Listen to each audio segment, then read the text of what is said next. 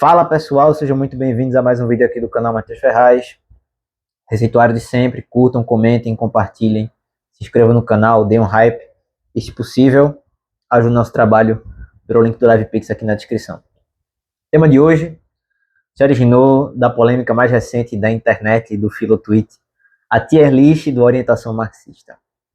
E ela me fez lembrar de uma frase muito curiosa, que é a seguinte: a história da filosofia é uma disciplina madrasta. E aqui, evidentemente, não vai nenhuma ofensa às madrastas, pelas quais eu tenho grande respeito. Na verdade, ela traduz muito mais um sentimento de que nem sempre os historiadores da filosofia são justos com os autores que eles se propõem a comentar. Porque essa disciplina, ela não consegue se desprender do seu objeto. E há, entre as duas, uma relação tão imbricada que às vezes nós somos enganados pelos autores que dizem fazer história da filosofia e na verdade estão filosofando. E há talvez uma relação curiosa entre essas duas disciplinas, porque uma parece ser inversamente proporcional à outra. Quanto mais um autor conhece de história da filosofia, menos ele filosofa e vice-versa. Por que isso acontece? Esse é um fenômeno que sempre me intrigou, porque, de certa forma, nós temos ao longo da história vários exemplos de autores que foram pioneiros em determinado campo do conhecimento e que, na verdade, só o foram por um desconhecimento das fontes históricas. Isso acontece muito com Freud, por exemplo, para citar um autor, que não era um homem de grande cultura filosófica, era, obviamente, um grande conhecedor do teatro, um grande conhecedor da literatura, mas no campo da filosofia não era um homem versado, e foi um pioneiro na psicanálise e, de fato, chegou a grandes conclusões, mas que talvez, se tivesse o concurso das ideias da história da filosofia, se ele conhecesse essa disciplina a fundo, ele teria condições de ter chegado mais longe. Ou, na verdade, seria o contrário. Ele talvez não dissesse o que disse se conhecesse mais a história da filosofia. E esse é um aspecto curioso, se você parar para pensar. O próprio Wittgenstein, que fez filosofia, é considerado por muitos um pioneiro, ele também não era um homem de grande cultura filosófica, não era um grande conhecedor da história da filosofia. E é claro que isso traz desvantagens para a sua obra e faz com que ele seja um autor talvez injusto com determinados pensadores que ele critica.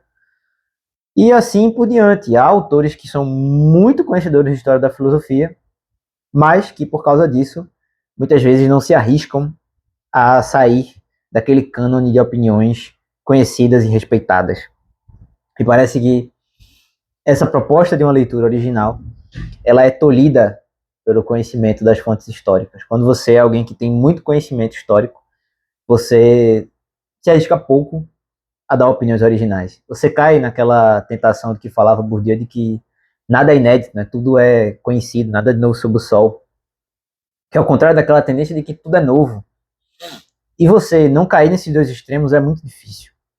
Sobretudo quando você se ocupa de um campo do conhecimento tão vasto, quando você vai investigar produções científicas em vários idiomas, quando você vai estudar do nosso tempo, ou seja, com 25 séculos de filosofia, em um país periférico, é o caso do Brasil, evidentemente que as suas possibilidades de ser original são muito menores com relação àquelas pessoas que nasceram antes, que vieram antes, no momento em que tudo era inédito, de certa forma.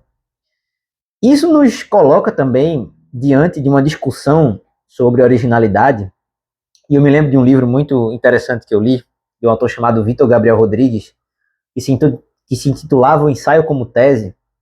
É um livro legal.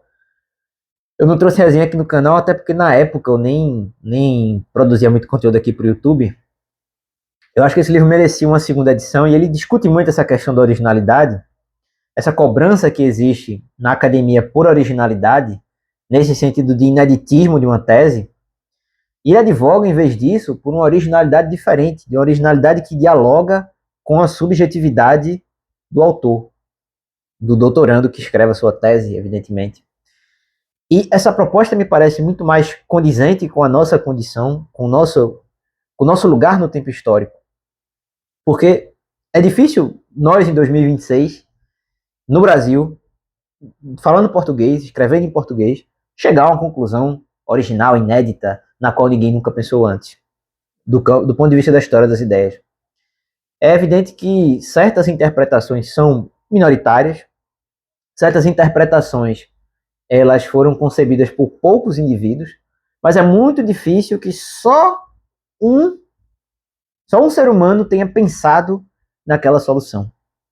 De modo que essa exigência, talvez, ela deva ceder diante desse oceano de dados que nós temos à disposição hoje, ainda mais com a inteligência artificial. Esse livro ao qual me referi foi escrito antes da inteligência artificial, mas me parece que hoje, à luz desse fenômeno da inteligência artificial, nós devemos caminhar para um outro sentido de originalidade. Caminhar para um sentido de originalidade que leve em consideração essa relação que o indivíduo tem com o texto que ele escreve, mesmo que seja um texto que se proponha a ser acadêmico.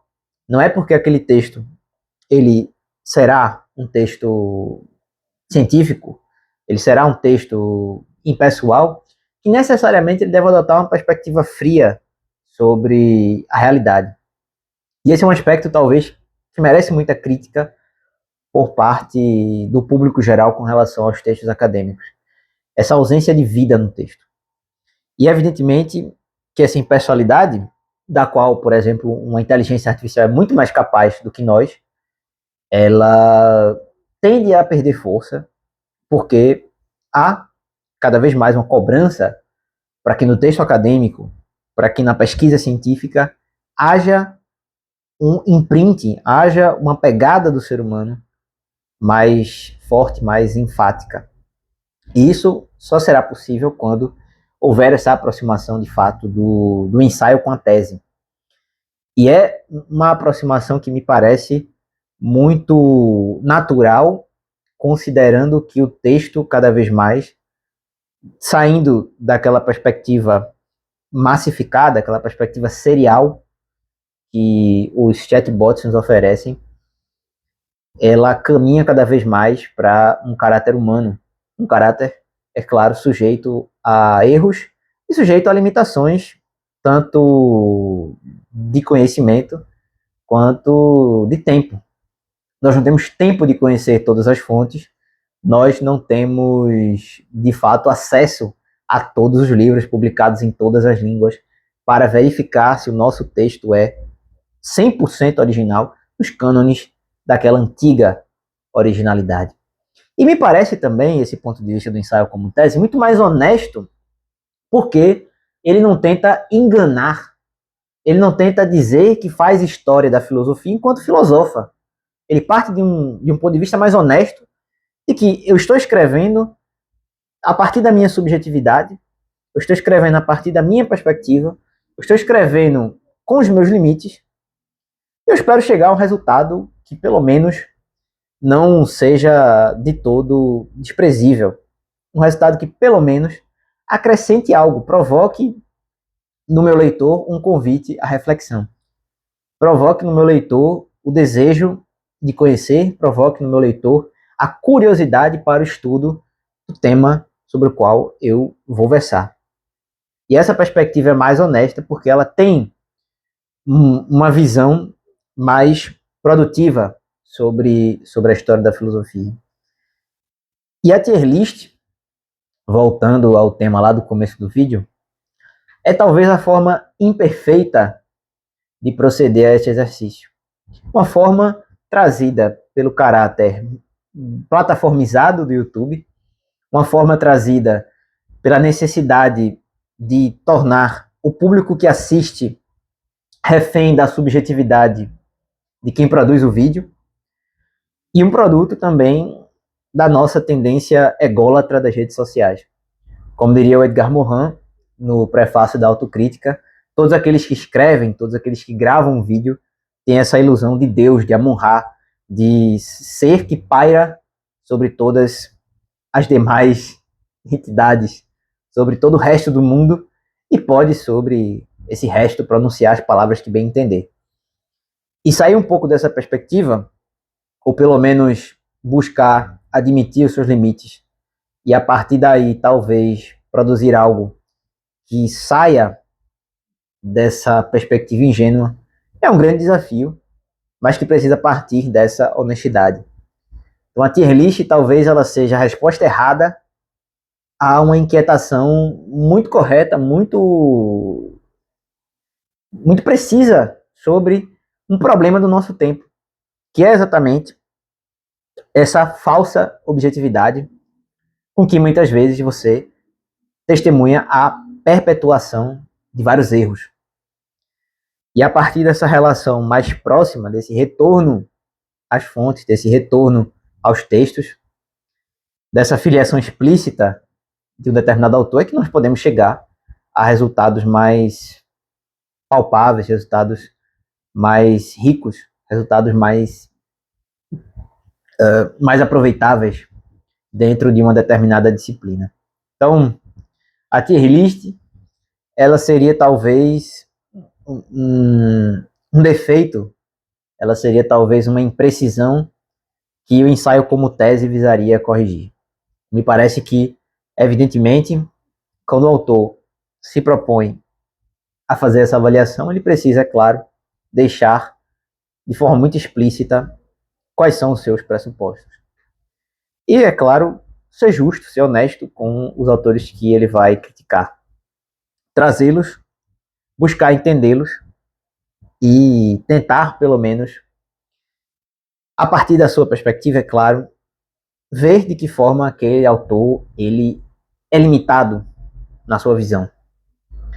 E esse exercício ele precisa vir de uma tomada de consciência, ou seja, de uma posição histórica, de uma posição que é feita dentro da história e que por isso mesmo ela enfrenta várias limitações, mas é na medida que ela toma consciência dessas limitações que ela é capaz de produzir algo que ultrapasse esses limites, que ultrapasse esse solipsismo no qual uma posição ingênua cairia. Então, de fato, é um desafio produzir história da filosofia, porque nós assumiríamos um ponto de vista externo à história para falar sobre história, o que não é possível. Nós sempre assumimos um ponto de vista interno à história para falar da história, e nós precisamos, a partir dessa consciência, buscar uma produção que ultrapasse esses limites. É um cenário paradoxal, mas me parece que esse paradoxo, ele produz, esse conflito de contrários é que produz uma transcendência em determinado sentido, ou um resultado que ultrapassa esses limites que antes estavam postos. Então a história da filosofia, ela só será uma história da filosofia produtiva se ela ultrapassar a tier list e ela se tornar, de fato, uma relação próxima com o autor e com todos os seus postulados e teses decorrentes. De toda forma, evidentemente que nós precisamos, talvez, não nos levar tão a sério e encarar uma tier list como o que de fato ela é. Uma forma de provocar as pessoas, uma forma de chamar-lhes a atenção.